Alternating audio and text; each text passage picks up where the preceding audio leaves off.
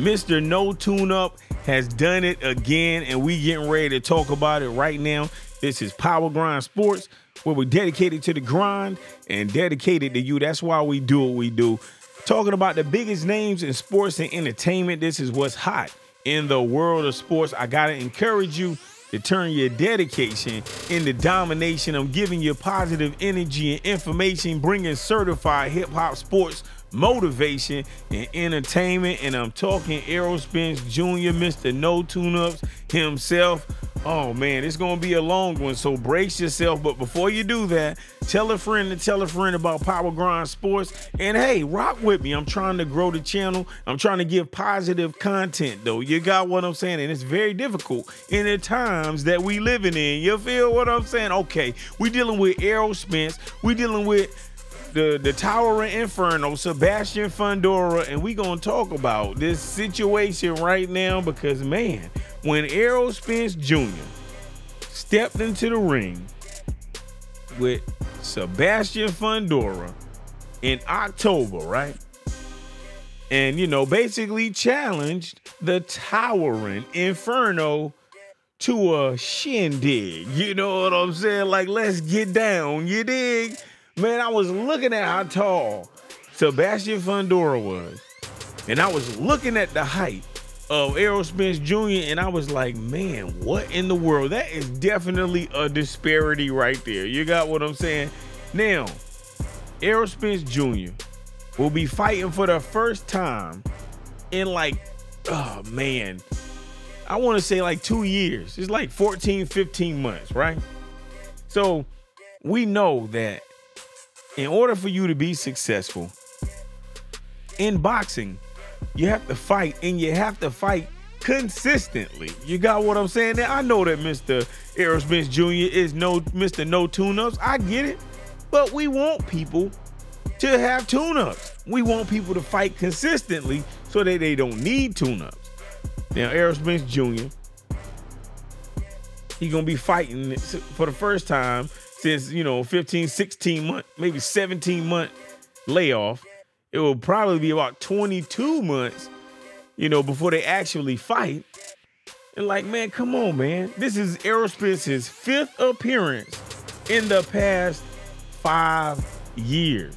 So basically, he's going to be coming off a technical knockout from Terrence Bud Crawford. He just lost to Terrence Crawford, right?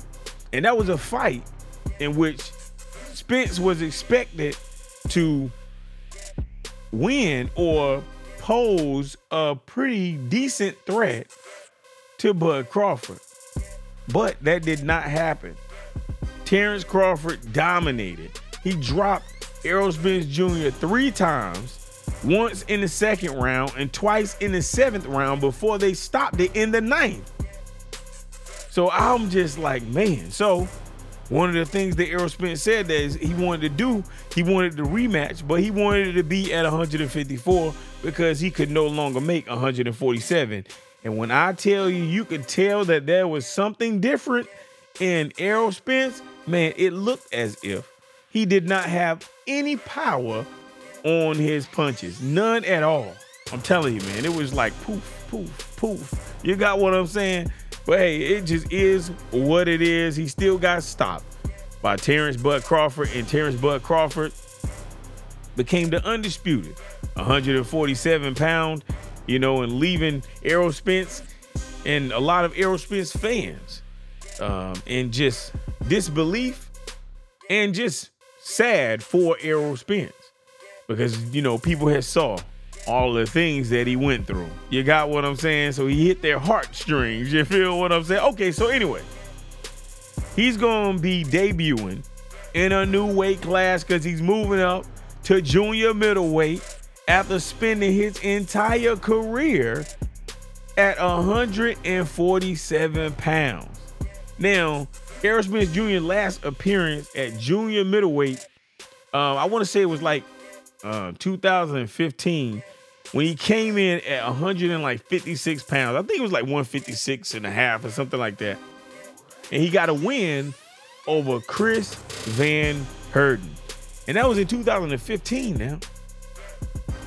So, man, Whew. But one thing I will say about Errol Spence Jr., he is proven that he is a fighter that takes no tune-ups, had this long layoff. He, you want to shake that rust off, right? No, he don't even care about the ring rust. He like, look, man, I'm moving to a new division. I know I'm going to put on this extra weight. I know the people going to be larger.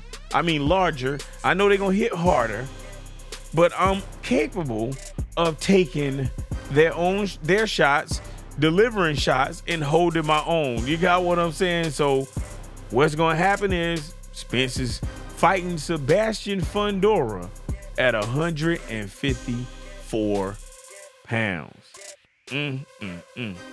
But, it just is what it is. Like I said, man, Spence, he's an off and on fighter, man. He gets injured. He comes back and looks great, and leaves again with another injury, then come back and look drained but still do okay. It's like you never know right now with Errol Spence. But I still rock with Errol Spence because that's my dog right there. When they call him the truth, they call him the truth for a reason. He really seems to be telling the truth when he say the things that he says. You got what I'm saying? Hey, it just is what it is. But right now, he's having all these problems with Derrick James, right? So my thing is, who's going to be training Errol Spence Jr.? Because I don't know. He's going to have a new trainer. He's been working with Derrick James his whole life, right? So I don't know who is going to be training Errol Spence Jr. because Derrick James, he's suing Errol Spence Jr. because he feels as if Errol Spence Jr. owes him money. And then Errol Spence Jr. is countersuing Derrick James. So that is a situation where they will never see eye to eye. It's like they're never going to be friends again. And that's so sad because, you want to leave boxing with the people that you came into boxing with. So it's just all messed up. You got what I'm saying? Just completely messed up that they are at war, at financial war. So I don't know who Spence's new trainer is. But man, Spence and his new trainer are going to have to prepare for Sebastian Fundora, the tallest junior middleweight that I have ever seen in my life. Sebastian Fundora is 6'6", 6'6", and he has a very a different style. His style is unorthodox. You got what I'm saying? Like, he fights close up, he fights in the pocket, but he's so tall. Now, what I will say about his last fight, because he just fought Tim Tszyu, right? He had to change it up. He had to change some things up. He had to adapt while he was fighting Tim Tszyu because Tim Tszyu was starting to put the beats on Sebastian Fundora, but then Tim Tszyu suffered a super nasty, super crazy cut on the top of his head. You got what I'm saying? And what's crazy is it was a self-inflicted foul. You know what I'm saying? Like, he slipped under Sebastian Fundora's punch. And when he slipped right into the elbow of Sebastian Fundora. You got what I'm saying? It wasn't, how like, if a fighter is fighting an unorthodox type of fighter, right? You may bump heads. You may get the common headbutt. No. Tim Tszyu was slipping a punch. He got caught unintentionally with the elbow when Fundora was returning his punch to home, his hands home. When he was returning his hands home, Tim Tszyu got hit with an elbow on the top of his head. It was the craziest cut. And when I tell you, it was a bloody mess. Do you understand me? It was it was blood and guts and gore. It was like, wow, what in the world are we looking at? Gladiator movie or something? Man, that boy head was bleeding. lead in. You feel what I'm saying? That's just how it was. You got what I'm saying? So after Sebastian Fundora gets that victory, right?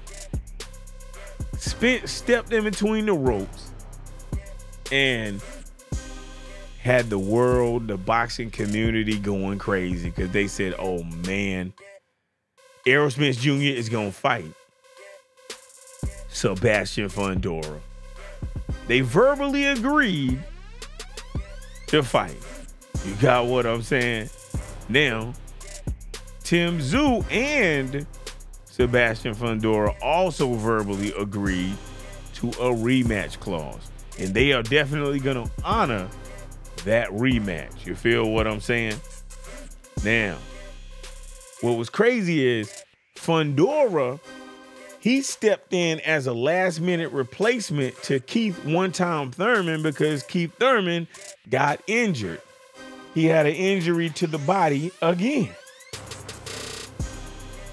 So Team Fundora, the only thing they was doing is stepping in. They already was gonna fight somebody else. They just stepped in, then he got the victory over Tim Tszyu.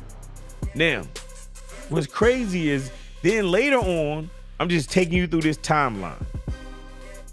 So then later on, Tim Tszyu signed up to meet Virgil Ortiz August 3rd, 2024, Los Angeles, right? So it was going down. I saw him on I think Instagram or social media, one of those social medias. It was either Instagram or Twitter. I was like, what? Tim Tszyu is not gonna immediately fight Fundora. He's getting ready to fight my man's in them, you know, Virgil Ortiz. Like, what? That's what's gonna happen? So then when they said they was gonna fight, then they announced the fight, I was like, wow, oh man, Tim Tszyu, he's getting ready to, he really about the action. He don't care who he fight. You know what I'm saying? He's just gonna fight. You got what I'm saying? That's how Fundora is. So I'm like, man, this is awesome right here. These dudes is crazy right now. Okay, so then that fight was announced, right? But then Tim Tszyu, the cut on his head did not heal yet. So he had to pull out of the Virgil Ortiz fight. So now, you remember when I was just talking about Errol Spence Jr. stepping into the ring, challenging Fundora, right? Guess what happened? Terrence Crawford sends a message to Errol Spence on Twitter, and he's like, yo, you gotta wait in line, sir. And Errol Spence Jr. says to Terrence Bud Crawford, like, I don't do lines, my guy. I don't do lines. And that was the truth, because he did no line, and now he is pushed forward. You feel what I'm saying? So like I said, though, Crawford, he had recognized that the rematch with Spence was unlikely, right? So the WBO had ordered Fundora to defend his newly won title against Bud Crawford. But Crawford is instead moving up to 154, of course, and challenging Israel Madrimov for the WBA junior middleweight belt. So Madrimov versus Terrence Crawford headlines August 3rd, 2024, and not Tim Tszyu and Virgil Ortiz. They're not fighting anymore. You see this crazy world of boxing. Now what that's gonna make it, what that's gonna cause is, it's gonna cause Errol Spence Jr., who's fighting Fundora, if he wins against Fundora, then it's gonna make it where Terrence Crawford, if he wins against Madrimov, Israel Madrimov, then Spence and Crawford are gonna have to fight for the belts again. Oh my God, that's crazy. This is crazy, man. This is the world of sports, man. Oh man, I'm telling you. So like I said, all that stuff opened up the door for Spence to face Fundora. And like I said, it's possible that Fundora and Spence would have happened regardless, you know, if all of the drama that I just walked you through, you know, happened or not. But hey, it is what it is. You know, hey, Spence got a door. He got a door of opportunity, and guess what? He walked right through the door. Now, I remember when Errol Spence Jr. defeated Shawn Porter in a unification bout in 2019, right? He outdogged the dog in Shawn Porter, man. I was just like, wow. Then he set his sights on fighting Danny Garcia. Danny Garcia, the former Lineal Junior welterweight champion and former welterweight title holder. You know, he was a great contender at 147, right? And guess what? They was gonna fight Spence and Garcia. But then Errol Spence Jr. was hospitalized because he had a horrific car crash. And look, when I tell you that car crash was all over the news, man, the video of that crash showed Errol Spence Jr. being thrown out of his car. It was a white Ferrari. And when I tell you that Ferrari was flipping, oh my gosh, there were so many concerns on Errol Spence Jr. and how he would be able to recover. No one even thought he was gonna survive. You got what I'm saying? Nobody even thought he was gonna survive. So then eventually he survived. After being thrown from his vehicle. Did you hear what I said? Of course, he was charged with driving while intoxicated. But beyond that legal trouble, there was concerns about whether or not Errol Spence Jr. would be able to recover just in general. You know what I'm saying? Not even thinking about him returning to the boxing ring. Now, this was before, this is when they was even thinking about fighting Danny Garcia. You got what I'm saying? But then he recovered miraculously. 3-4 months, maybe it was a half of the year, he was recovering. And it was said that Errol Spence Jr. was getting ready to resume his boxing career. And I was like, oh my God, this is crazy. This is Errol Spence Jr. He got thrown out of the car. We saw this car crash. We saw the car. We saw all the blood all over the floor, all over the road. This is ridiculously crazy. I cannot believe it. You got me? Then he said he was going to resume his career. I'm like, what? You going to box? No, man, you need to just live your life. No, he came back to boxing. And then they named Danny Garcia and Manny Pacquiao, right? I was like, what? That makes no sense. It just didn't make sense because you just coming off of a car crash. Like, dude, you need a tune-up. You need to get yourself right so that we can make sure that, everything is how it's supposed to be. You got what I'm saying? But no. That's Mr. No. Look, I don't do tune-ups. I want the top fight. I want to fight the top dogs. You got what I'm saying? So he said that in December 2019. You got me? But he wouldn't fight again until like December 2020. And that's like 14 months after the car crash. And guess who it was against? It was against Danny Garcia. But why was it against Danny Garcia? Because he had to have eye surgery, so the eye surgery prevented him from fighting.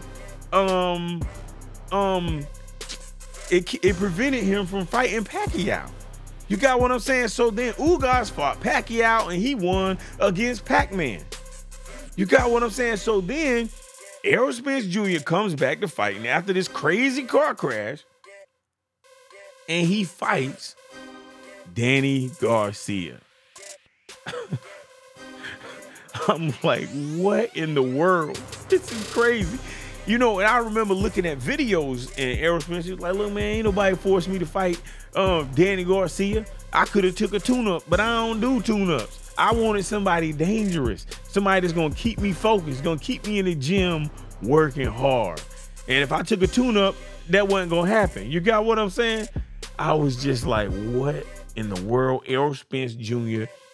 is a superhuman. He is beyond human. Do you understand what I'm saying? When I saw that, I was like, oh my God, this is crazy. I couldn't believe it. You know what I'm saying? So anyway, Errol Spence Jr., he defeats miraculously. I was like, what? Now, he did it in dominant fashion, but Errol Spence Jr. defeats Danny Garcia via unanimous decision. So like I said, he was supposed to face Pacquiao in August of 2021, but he had to pull out, you know what I'm saying, and the fight because he had like a torn retina. You got what I'm saying? Torn retina. Pacquiao fought Ugas, you know what I'm saying? And then Ugas got the belt, right? So then, you know, Spence, you know, he had the surgery on his eye. He had to heal up again. That's crazy, man. Now, I remember seeing an interview, and Errol Spence Jr., he was talking about having 2 career-ending injuries, and he's still there. You know, so he was like, look, man, I feel like I'm on borrowed time. And I'm like, dude, indeed you are, my guy. Indeed you are. You got what I'm saying? You really are on borrowed time, man. This dude is a real tough fighter, and that's why I'm just walking you through this timeline, you know, to Errol Spence Jr., man. This dude is he's just phenomenal, you know? So anyway, Ugas gets the belt from Pacquiao, beat him in the submission, had him eating from a spoon for some months, bust him up real good. So, okay, so now they are building up Errol Spence after coming back from another surgery to fight Yordenis Ugas, who defeated Pacquiao, the person that he was going to fight.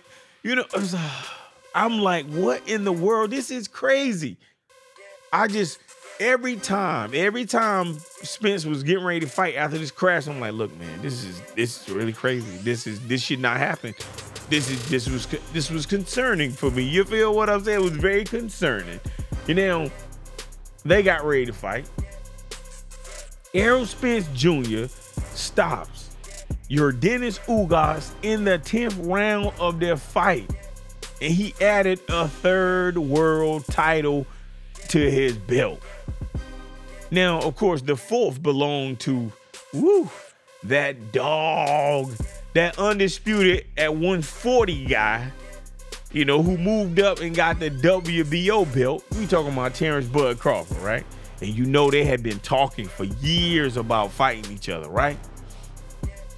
Both of them were on the pound for pound list. Everybody on social media arguing who's better, Spence, Bud, looking at Bud resume. Look at Bud resume. And they talking about Errol Spence Jr. Hey, he had to do it the hard way. He took every single belt. Keith Thurman was ducking him, etc., right? Now, they was getting ready to make it happen. They started negotiating, and we couldn't believe it. Errol Spence Jr., Terrence Crawford were negotiating. One was negotiating in good faith. They was really trying to make the fight. And one was negotiating in total bad faith. Because in the midst of them negotiating, guess what happened?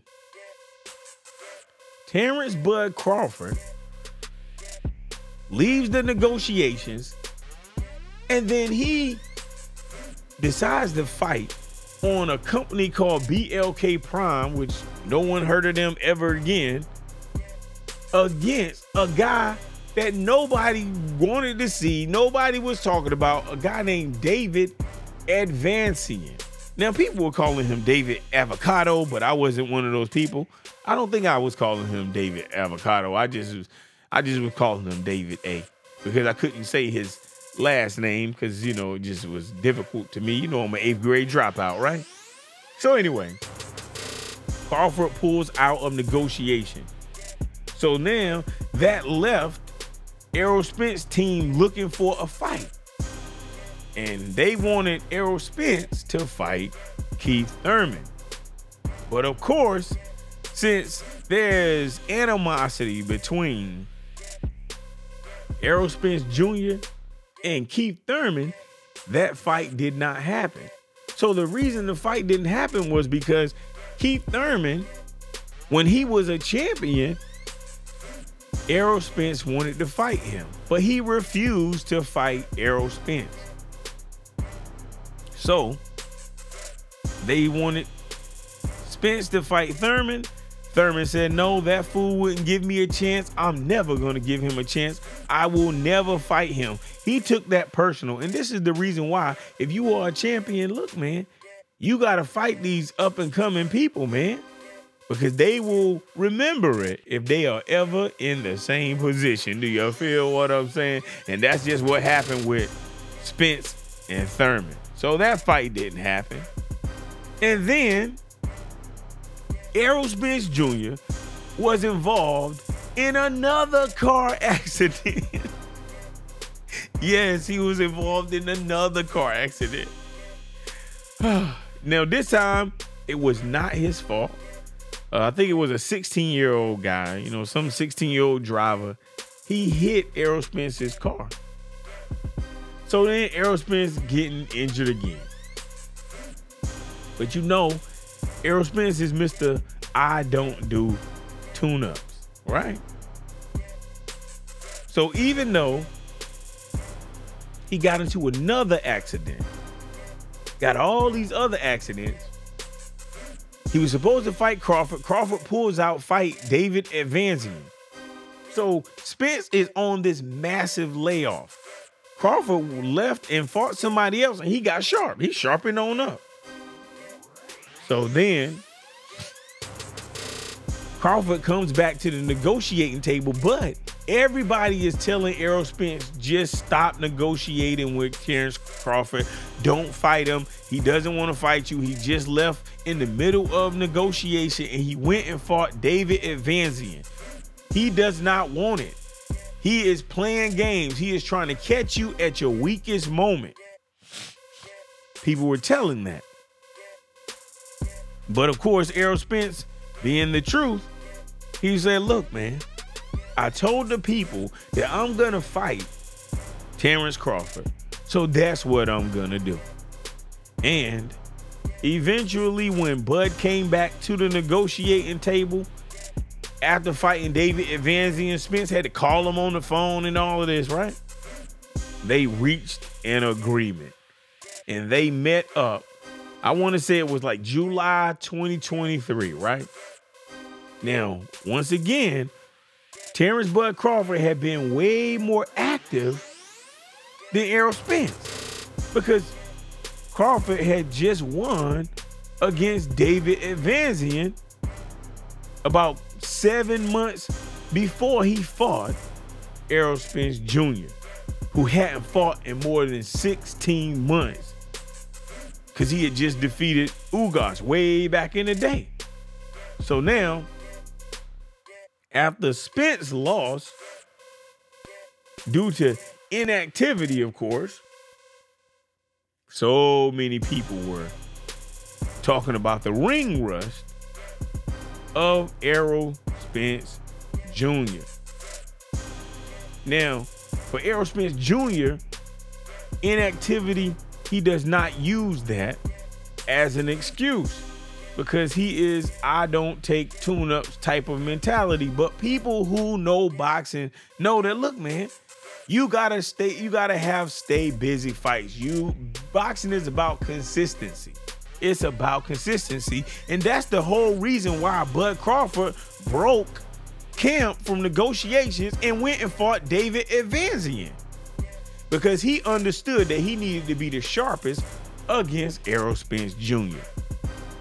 But Spence, he didn't do that, right? He had the mentality of, yo, if I have a training camp that's 8 to 10 weeks, I can do, and I ain't good enough in 8 to 10 weeks of a training camp after preparing for 8 to 10 weeks of sparring and all that to get ready for a fight. Look, man, if I ain't sharp and on point, then hey, it just ain't for me. You know what I'm saying? So I'm like, what in the world? This is not the mentality that you should have, Spence. Come on, man. Nobody else has this mentality. You got me? But hey, it is what it is, right?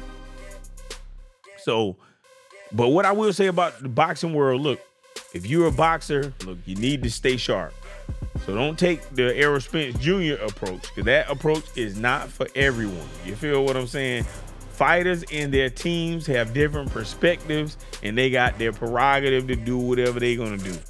You know, because we heard a lot of the fighters and a lot of boxers talk about how they felt in the ring after a long time away from the ring. And there's a difference between rounds, you know, that you get in training camp and the rounds that happen in an actual fight. It is just so different. So you have to stay active. You feel what I'm saying? You gotta stay active. So now, Errol Spence Jr., right? Goes up and he gets mollywopped by Terrence Bud Crawford. Completely mollywopped. You know what I'm saying? Just he got so destroyed that people were like, oh my God, this is crazy. And some people blame inactivity, because that's just how it is. So since when he lost to Crawford, we saw and we understood that, look, man, Spence could be damaged, because we're thinking about lingering damage and the physical and mental damage from all of these accidents, all of these losses, and just, it's very difficult. Then cataract surgery, right? Just had a cataract surgery. So it's like, what in the world? He had another surgery now. Another accident upon accident upon and then surgery after. Just like, what in the world, dude? That car crash and all this accumulated damage during a career in combat sports, man, come on, man. But I understand that you're fighting for your family, you're fighting for your legacy. But when I think about Errol Spence Jr., I think that he is gambling. He is gambling with his future. It's like he got two more. It's like he's trying to get two more and done. He's trying to get through Fundora, get through Crawford, and then get out of the sport. So it's possible that Errol Spence Jr. is going to be reinvigorated at 154. You know, but man, it's only 7 pounds. But that 7 pounds on the scale is completely different than anything else. You feel what I'm saying? Because even Bud looked drained, but he didn't look drained like Errol Spence looked drained. Because when I tell you Errol Spence looked so drained, oh man, he just, his words were even more slurred and everything. I was like, man, this is just crazy right here. But like I said, I understand that it is Spence's decision to make the decisions that affect him and his family. He is a professional prize fighter. I still believe that he has the potential. You know, he's you know, he's not what he was when he was in the Olympics, you know, because he done went through all these accidents and stuff, but he's still the truth. He still gave boxing fans what they said they wanted. So he's going to have to prove, after this loss to Bud Crawford, and now he's getting ready to fight Sebastian Fundora, he's going to have to prove that he still got it. Because a lot of people right now are wondering if he still got it. I'm hoping that he still got it. And if he don't have it, I'm hoping that he doesn't get so injured where he can't, you know, recover and help everybody that he's supposed to help in the future. You got what I'm saying? Now, and one of the reasons why I like Spence is the same reason why I like Bud. A lot of times when you see black fighters against black fighters, they have to say all the most horrible things about each other. They have to do all the most illogical, crazy things. And one of the things I'm going to say about Spence and Bud Crawford, their fight build up, it was just excellent. They didn't have to speak down on each other. They didn't have to talk crazy how too many black fighters have to talk to each other just to get somebody to support them. Oh man, it was great to see. I was really happy about them fighting, and both of them were my guys. You got what I'm saying? So I really like and appreciate Bud Crawford, undisputed 2 times, and Errol Spence Jr. the truth. Really appreciate that. But like I said, we're going to see what Errol Spence Jr. is made of, because this guy he look like he made of titanium right now, man. But, you know, he's set to face Sebastian Fundora, October 2024. He's bypassing the typical tune-up fights once again, even though he's had significant challenges in the past, you know. And this is going to be Spence's first fight in about 15, 16 months. You know, we done seen him go through that before, so I don't know what he's going to be like. This is going to be his first time at junior middleweight, and it's going to be a first fight with a new trainer. I don't even know who the trainer is. I keep Googling it. I see different people names pop up. I'm just like, man, I'm telling you. But I just know that coming off a loss to Terrence Bud Crawford and then jumping straight into a tough fight, woo, man. And sometimes you just got to get a tune-up, man. Come on, man. Going into Fundora? Oh, my God. We saw what he did to Lubin? Come on, man. This is just crazy. But I will tell you this, because I'm getting ready to get out of here. I know I done spoke a long time about Errol Spence, because, man, that's just been something. But anyway, Errol Spence Jr.'s journey through boxing is a master class in resilience and confronting challenges head on. And I believe that his decision to face tough opposition without taking a tune-up shows he is a madman. You know what I'm saying? But even after, you know, just having significant setbacks in his life, it speaks volumes about his character and his determination. And I do feel that this approach underscores the importance of just continuous improvement and just having that desire to just be adaptable, because his adaptability skills are out of this world. And as Errol Spence Jr. transitions to a new weight class and works with a new trainer, oh man, his career is just a testament that success comes from facing challenges directly and constantly striving for the best, regardless of the obstacles in your life, in your life's path. You got what I'm saying? You still gonna have challenges, but you still have to have unwavering determination to face the best in the field without taking an easy route, because that's a powerful reminder that you have to be resilient. You have to be courageous in life. So no matter what the setback, no matter what the challenge is, when I look at Errol Spence Jr. and his commitment to excellence, and I see how, you know, his life has been, look, it should motivate you to always strive for continuous improvement. He's an inspiration to people who box. He is an inspiration to a future generation. So as you navigate in your own journey in life, embrace challenges, adapt to new circumstances, strive to be a better version of you, because you have greatness within you. I will say this over and over and over again. You have something great inside of you. So it's not about avoiding difficulties, but it's about rising to the occasion and meeting that occasion or that opportunity with strength and meeting it with determination.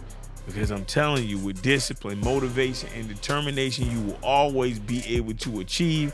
This is Power Grind Sports. Don't forget to let me know in the comment section, what do you think about Errol Spence Jr.'s journey and him fighting Sebastian Fundora. I had to jump on just to talk about Errol Spinks Jr. Now, ain't that something right there? And if you're here, if you stay with me to this point right here, I want to thank you so much, because I'm the only channel right now that's giving positive energy and information and trying to look at these fighters and look and analyze their lifestyle and trying to offer something positive, because we living in a time where don't nobody give a you know what I'm saying? That's just how it is. But look, don't forget to subscribe.